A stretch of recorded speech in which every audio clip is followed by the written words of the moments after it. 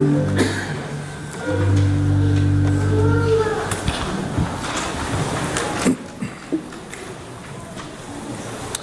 join me in prayer. Put your hand on our shoulder and point us in the right direction. Put our hand on someone's shoulder and let it matter. Amen. Reverend Quinn Caldwell tells a funny story about the children's time in his former church. There's this great 5-year-old in my congregation, writes Caldwell, who gives the exact same answer to every question anybody's asked during a children's message. Children, do you know what baptism is for? Asks the person giving the children's sermon. Zombies, says the 5-year-old. Does anybody remember anything about the season of Lent? Zombies, says the 5-year-old. Can anybody tell me what this is I'm holding in my hand for today's children's sermon? Zombies, says the 5-year-old. It's become a fun inside joke in my congregation, and we love this child for it, says Caldwell, but it does make me a little nervous about how Easter will go. Kids, does anyone know what Jesus was after he rose from the dead? Today's gospel reading from Luke is one of those stories in the New Testament, and there are several, where the no longer dead but living in a new way Jesus appears to his small group of followers not as a zombie but as something difficult to classify. In today's story, the resurrected Jesus surprises and startles the disciples by appearing in their midst. Luke says they were terrified, thinking they were being haunted by a ghost. And then in one of the Gospel's strangest stories about the post-Easter Jesus quells their fears and questions by showing them his body with its crucifixion scars and then eating a piece of broiled fish. There are many similar appearance stories of the resurrected Jesus in the Gospels. The Gospels speak of Easter Jesus passing through locked doors, yet materializing in such a way that people can touch the scars on his hands and feet. Easter Jesus can converse with his disciples, as he does with Mary Magdalene in the garden outside the empty tomb, or in today's story when he asks the disciples if they've got leftovers from dinner. Easter Jesus can appear and disappear, yet eat food like a flesh and blood person. He can also cook. At the end of John's Gospel, the disciples meet him on a beach while he cooks breakfast for them over a charcoal fire. St. Paul notes in his letters that post-Easter Jesus appeared to over 500 people, and Paul himself claims to have personally met the resurrected Christ on the Damascus Road years after the tomb was discovered empty. The light that shone from Christ was so bright, according to the book of Acts, that Paul temporarily lost his eyesight. And 2 disciples met the resurrected Christ as they walked on a road toward the town of Emmaus, in the story that precedes the one we heard a moment ago. They had no idea it was Jesus until he revealed himself to them in the breaking of bread and the sharing of a cup. And once they recognized him, he vanished, writes Luke. The resurrected Jesus in the Gospels is spiritually ghost-like, passing through locked doors, yet bodily present, eating fish and chatting, able to be touched and embraced. In his letters, St. Paul calls this strange resurrected form a spirit body, using an odd construction in Greek. It's the same sort of form that Paul believes we will all eventually take, spiritual bodies. The chorus that is the New Testament sings with one voice about post-Easter Jesus. His many appearances are a mystery. He doesn't fit neatly into known categories. He can be brilliantly ablaze with divine light or shrouded behind a peasant's cloak. His is a ghostly body, appearing and vanishing, yet physically present. Not quite the zombie in that story Quinn Caldwell tells, but certainly different. Numinous, strange, scary, gentle, surprising, and present in ways no one expects. On one hand, though, such appearances of Jesus are not that out of the ordinary. There's a long history in popular culture of the dead appearing in some form to the living. The film Ghost comes to mind, as do the many appearances of dead Jedi Knights in the Star Wars films. Coldplay's album Ghost Stories riffs on this theme in places, as does their song 42 on the Viva La Vida album. Those who are dead are not dead, they still live in my head, sings Chris Martin of Coldplay. In his book, The Birth of Christianity, New Testament scholar John Dominic Crossan draws from research in psychiatric literature on grief and bereavement to point out that having a powerful sense of a lost person's presence can be part of the grieving process. Crossan writes, "Review of well-conducted studies of the past 3 decades show that about 1/2 to 80% of bereaved people studied feel this intuitive, sometimes overwhelming presence or spirit of the lost person." So maybe it wasn't so out of the ordinary for the grieving disciples to experience the presence of post-Easter Jesus. And maybe it wasn't so out of the ordinary because there are several stories in ancient literature that tell of dead heroes appearing to the living, stories that resemble those of the resurrected Christ in the Gospels.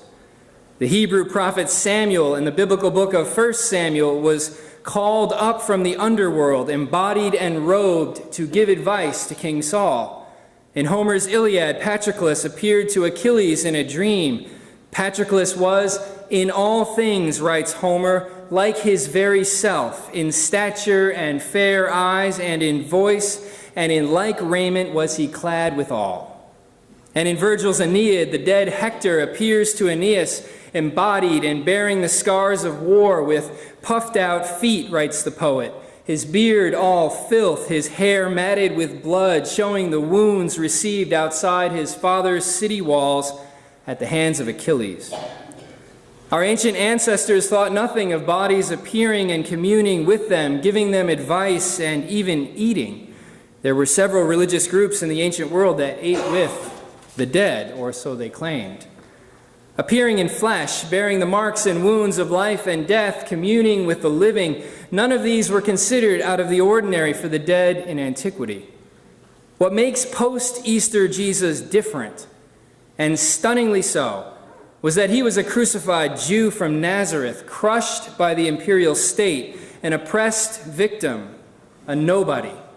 It was one thing for the great prophet Samuel to appear, or for the great Trojan hero Hector to appear, but quite another for a carpenter from Nazareth, a country rabbi, a champion of the poor and oppressed, a non-elite, to appear.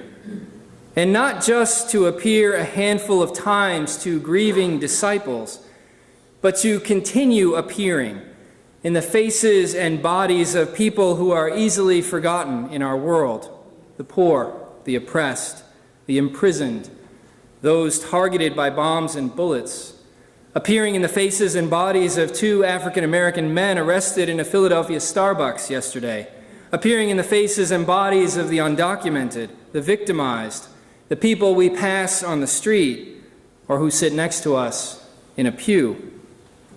In Matthew's Gospel, Easter Jesus says to his followers, "I was hungry, and you gave me food. I was thirsty, and you gave me drink. I was a stranger, and you welcomed me. I was naked and cold, and you clothed me. I was sick, and you visited me. I was in prison, and you came to me. As you did it to the least of these," he says, "you did it to me." These words of Christ call to mind for me 2 stories. The first is about a man named Norman Baker. The story is told by writer Erin White. She writes, "A few months ago, Norman, an 89-year-old congregant at my rural Massachusetts church, stood to make an announcement. On this morning, his white hair was combed back, his beard trimmed, his Carhartt pants and flannel shirt looked cleanly pressed. He took his time rising to his feet, leaning on the pew in front of him as he turned to face the congregation. 'This announcement might not matter to anyone but me,' he said, 'but in the early hours of this morning, my son's wife gave birth to 2 tiny daughters.' His smile was wide. I got the call just before dawn, he said. We all cheered and called out our congratulations. Norman's announcement mattered to all of us. Announcements are an important part of a life in a small church. The first Sunday my wife and I attended what has now been our church for 15 years, she writes, a woman raised her hand for an announcement, and when the minister called on her, she stood, cleared her throat, and said, "This morning I saw God in the face of a kitten." My wife looked at me in disbelief. She'd been raised in a church where the idea of a congregant actually speaking during a service, let alone sharing a divine feline vision, was unimaginable to her. In our small congregation, Aaron White continues, church isn't about order or quiet or even ritual so much as it is about showing up for yourself, for God, and for the people around you who need to feel, just as you do, that the blessings and burdens of being human are not theirs to bear alone. Just a few weeks after Norman announced the arrival of his twin granddaughters, White continues, the plane he was piloting, his 1966 single-engine Cessna, crashed in the Vermont woods. He'd been flying alone to his son's house for Thanksgiving. He didn't survive. In the days after Norman's death, I thought often of his last announcement. I imagined that he hadn't been able to sleep after that dawn phone call from his son, so he stayed up, maybe had some coffee. He'd remembered that it was Sunday and that he could go to church and tell everyone the news, because that sort of news isn't news you want to keep to yourself. I imagined him combing his hair and stringing a belt through his pants, then pulling on his boots and making his way to church, where he could breathe some life into his quiet joy and announce his relief for the news of a safe delivery, the miracle of 2 tiny granddaughters, where he could join the communion of souls. A few days after Norman's death, a Facebook friend of mine posted his obituary. When I first saw the post, I was confused. The link wasn't to our local newspaper, but to the New York Times. And this was the headline: Norman Baker, adventurer, dies at 89, crossed Atlantic on a reed raft. I clicked on the link and read the obituary, and then read it again. I called out to my family, walking into the living room with my computer. "Look at this," I said, showing them a photo of a grinning and young bearded man on a raft. "It's Norm Baker, and the man next to him is Thor Heyerdahl." "Church, Norm?" asked my older daughter. "Who's Thor Heyerdahl?" asked my younger daughter. I read aloud from the screen. Norman Baker mined gold in Alaska, climbed the Matterhorn, and lived on a 19th century schooner that he and his wife rebuilt. In the ultimate adventure, he navigated a treacherous 3,275-mile voyage across the Atlantic on a papyrus raft, captained by the Norwegian explorer Thor Heyerdahl. The obituary contained a picture taken in 2012 at the National Explorers Society in New York. Norman was wearing a tuxedo, and 2 medallions strung on ribbons were around his neck. His dark eyes shone. He looked like royalty. Norman had never told me this story about his past, just as I'd never told him about my past. If I'd known about the expeditions, about the Swiss peaks and papyrus raft, would I have felt shy of him? Maybe the real reason I didn't know anything about Norman's adventures was that mostly we didn't talk. We just listened. We sang. We stood together in the pews. We created, along with everyone around us, that thing called church. Now for the second story. It's about a bodega owner in Brooklyn named Candido Archangel. The story is told by journalist Sarah Maslin.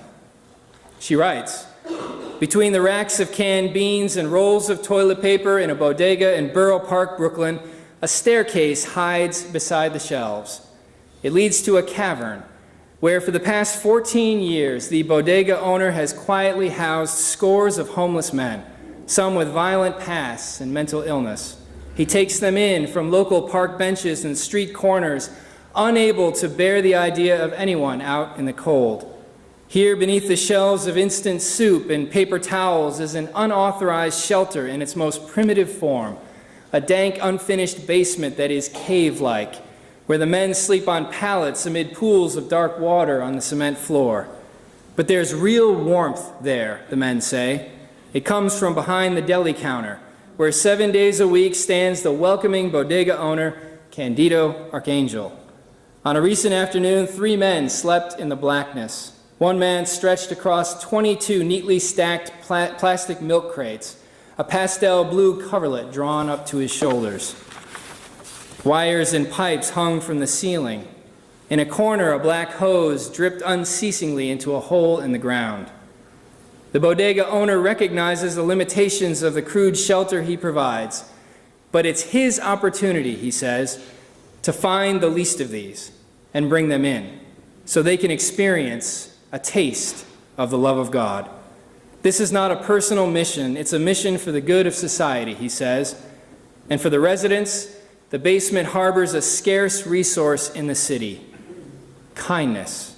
More than a roof, more than food at night, huddled in the dripping dark, the men crave just one thing: someone who will say, "Hello, blessings, how are you?" The many appearances of the resurrected Christ in the Gospels are not that extraordinary when framed as part of the grieving process. And they're not that extraordinary when placed in their ancient context of dead heroes appearing to the living. What is extraordinary is that a country rabbi, a carpenter, would appear, but even more, that he continues to appear to us in unexpected ways, in the faces and bodies of the least of these in our lives, in the Normans sitting next to us, in the homeless poor on our streets, and that we are invited by the Spirit of God to meet this Easter Jesus when he materializes around us. Amen.